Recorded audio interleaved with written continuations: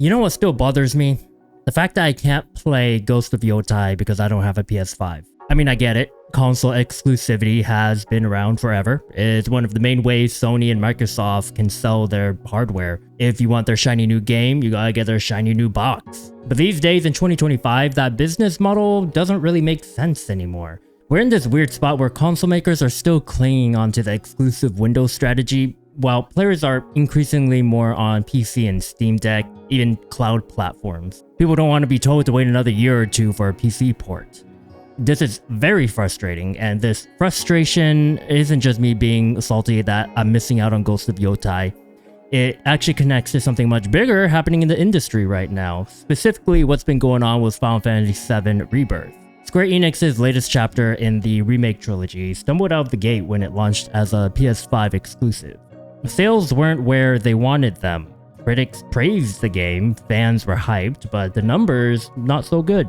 Fast forward a bit though, and now the director, Naoki Hamaguchi, is saying that the game is doing well, not just on PS5, but on PC too. If Rebirth had launched on both platforms right from the start, would it have been considered a success right away instead of a disappointment? That's what I want to dig into today, because console first launches are more than just an annoyance for gamers like me. They can actively hurt sales, hurt developers, and slow down the momentum of even the biggest gaming franchises in gaming.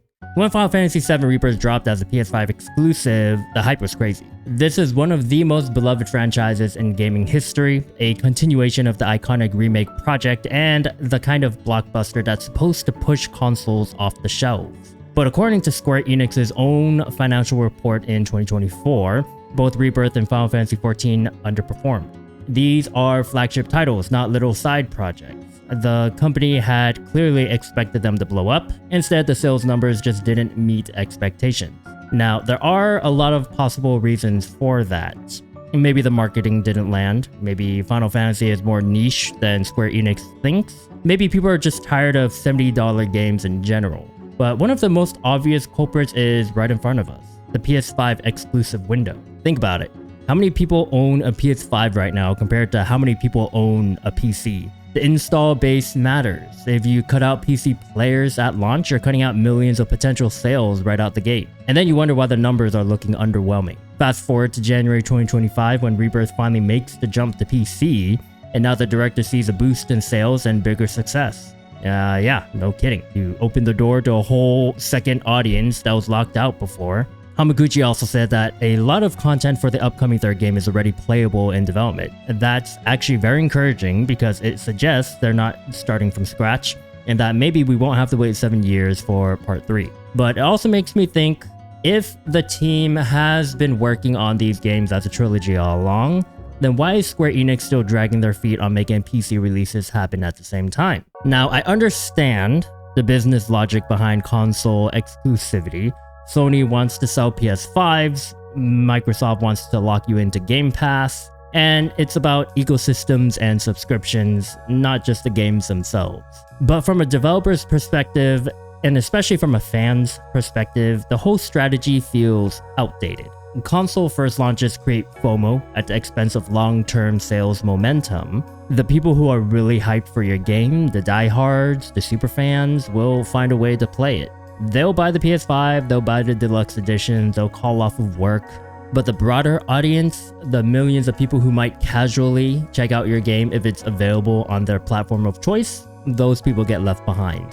By the time the PC port shows up, the spoiler cycle has already run its course, the memes are old, the community energy has faded. Sure, you'll get a second win of sales like what we're seeing with Rebirth right now, but it's always going to feel like you're playing catch-up. Meanwhile, the developers aren't the ones benefiting from console exclusivity deals, it's just hurting them in the long run. PC players have shown time and time again that they're willing to buy these games, often at full price, sometimes even double dipping when a remaster or a mod-supported version comes out later. We've even seen games like Monster Hunter World or Elden Ring absolutely explode on PC, creating massive communities that keep the game alive for years. Why wouldn't you want that from day one? Instead, developers are stuck in this cycle of late ports where the PC version feels like an afterthought, even when it could have been a pillar of success. The good news is companies are finally starting to wake up to this. Square Enix has publicly said that they want to aggressively pursue PC users going forward. It basically means that they have realized the gold mine that is the PC player base.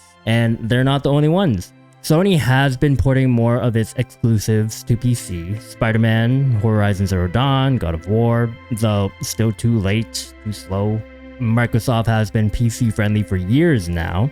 Even Nintendo, the most stubborn of the bunch, is experimenting with cloud versions of its games outside of the Switch ecosystem. If Square Enix really wants the third part of the Final Fantasy VII Remake to land the way it's supposed to, then launching it simultaneously on PC and console seems like the obvious play. Just imagine if everyone could play it at once. Console players, PC players, streamers, content creators, no one left out, no one waiting 2 years. That's how you maximize momentum. That's how you get the sales numbers you actually want, and that's definitely how to maintain a high fan base. Developers have to remember that gamers talk. If you treat one group like a second-class citizen who have to wait, it creates resentment. If you treat everyone equally, you get community synergy instead of division. Everyone's sharing their experiences at the same time. Everyone's discovering the story together. That's how cultural moments are made. I started this whole rant by saying I'm annoyed that I couldn't play Ghost of Tsushima because I don't have a PS5. That frustration isn't just personal, it's systemic. Console first launches might make sense from a hardware sales perspective, but they actively hurt developers and communities in the long run. The case of Final Fantasy VII Rebirth proves the point. Exclusives on PS5, sales underperformed. Open up the PC, suddenly it's doing very well, and that's not a coincidence.